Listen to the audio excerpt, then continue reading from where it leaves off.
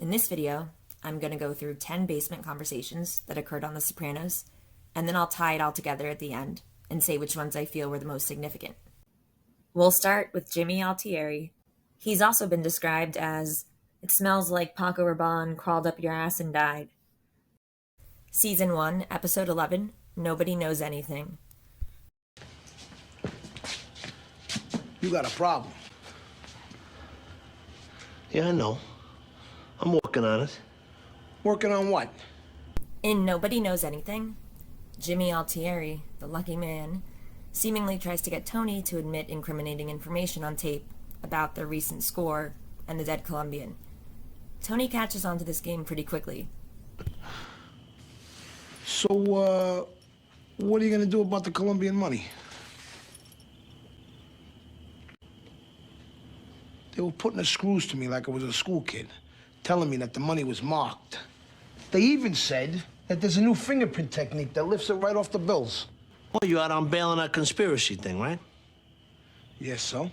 So only lucky prick like you would get pinched with a gun while he's out on bail for something else and still be out in time for dinner. Season 2, Episode 1, Guy walks into a psychiatrist's office. Puss reappears, the tan ghost, after going MIA, after the guys start suspecting that he's wearing a wire, mostly due to Detective Vin Makazian telling Tony. So Puss returns. Tony's like, "What the fuck?" And then Puss makes up a lie, and of course, Tony would want to believe it, right? Who wouldn't? It's his best friend. So he does. Everything's all hunky-dory, right? Sure.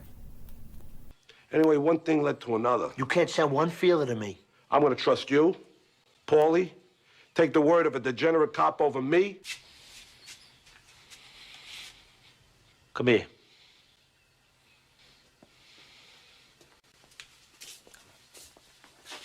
Hey, my back, hey. I still gotta get these freaking shots. Oh, you'll get your shots all right. They won't be in the back, though.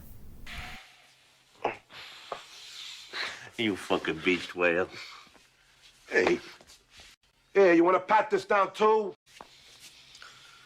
Don't you ever pull shit like this again.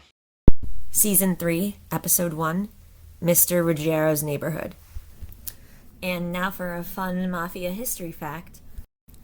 Angelo Salvatore Ruggiero, also known as Quack Quack, was a member of the Gambino crime family. From the information provided by an informant, the government was able to get the layout of Ruggiero's home so that they could install bugs and wiretaps, and they were able to get him on tape admitting to various crimes. Fuck the room. The room. Season 3, Episode 2, Proshai Livushka. In Proshai Livushka, Janice returns to New Jersey for the funeral of her mother, Livia, and so Janice goes down to Livia's basement, starts looking around, knocking on some walls, and then Tony comes in, so she quickly pretends to be doing something else. But then they get to talking about what Livia's left behind. You know, this is fucking weird. What? None of my childhood schoolwork or artwork or anything for that matter is here anymore, nor Barb's. Anthony Soprano. 7th grade, Mr. Martino. I had him.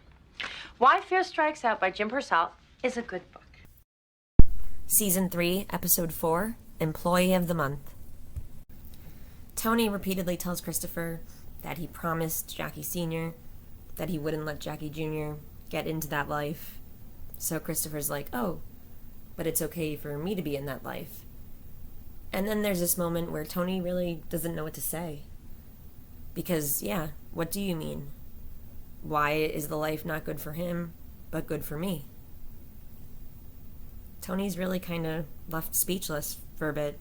I promised his old man. Oh, but it's all right for me. I didn't say that. And what else did you say? That the life's good enough for me, but not for little Lord Fuckpants? Look, I promised his old man. What? You promised him what? I don't know. Along these same lines, we've seen this happen a couple of different times in Dr. Melfi's office when she asks Tony to elaborate on something, and Tony doesn't really know what to say. And I think some of this may be because of the fact that lots of things that he says or thinks or claims to think, are they even really his thoughts? Or is it just something that he's been taught to repeat? Season 3, Episode 10, To Save Us All from Satan's Power. To save us all from Satan's power, Sil actually has a dream about Puss. He wakes up, goes right over to Tony's, and they get into a conversation about when they should have known that Puss was wearing a wire. And Sil has this epiphany.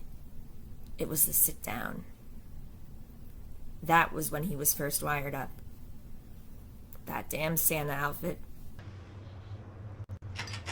No, I had a fucking lamp down here, but Meadow took it to school. But wait a second, where are you going with that lamp? I'm taking it. The halogen Nana gave me gives me a headache. It was to sit down. We should have known. Right then. Was you, Fredo? Look at that. Don't even need a pillow. Hey, what's the suit?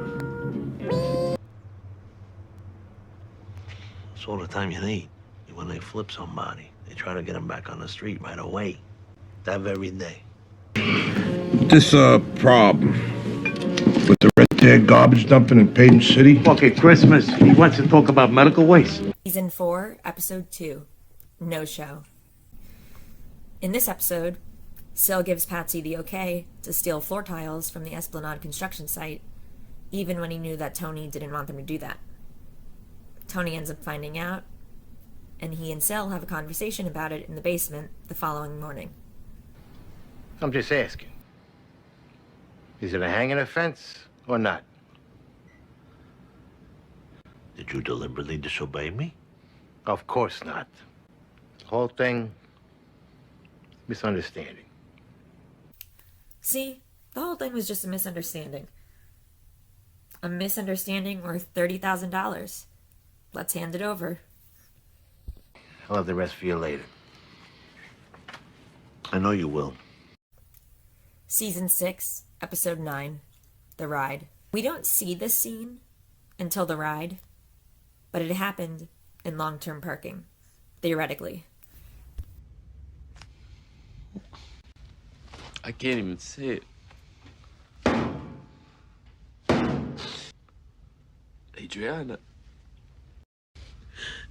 Feds.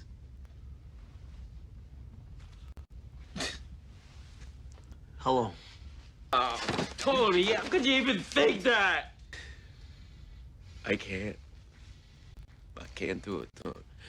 No, please don't make me do it. I can't do it. I can't do it. All right. I can't. All right. I can't do it. I'm going to take care of it. Now there's another basement scene later on in the ride, and this isn't a flashback, this is happening at the present time in the episode, and it's really awkward. Christopher comes by, says hello to Tony while Tony's putting away the wine that they got from the Vipers, and it's just, there's just this tension in the air. You know when you see someone or someone you're with and you used to feel like you had this chemistry, this connection, this rapport, but now it's like kind of gone, or it's not there so much anymore. It's kind of awkward and you don't really know what to say. That's kind of what this conversation was like. Season 6, Episode 10, Mo and Joe.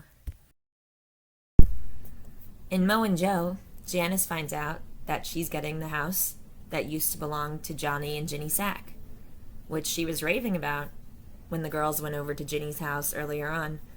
Remember, Janice was raving about that kitchen. It's really sad for Ginny Sack, actually. Just another of the long list of things that she's lost that have been completely tossed upside down in her life. But anyway, for these purposes, Janice is crying because she's just very happy that Tony has come through with this for her and Bobby and the kids.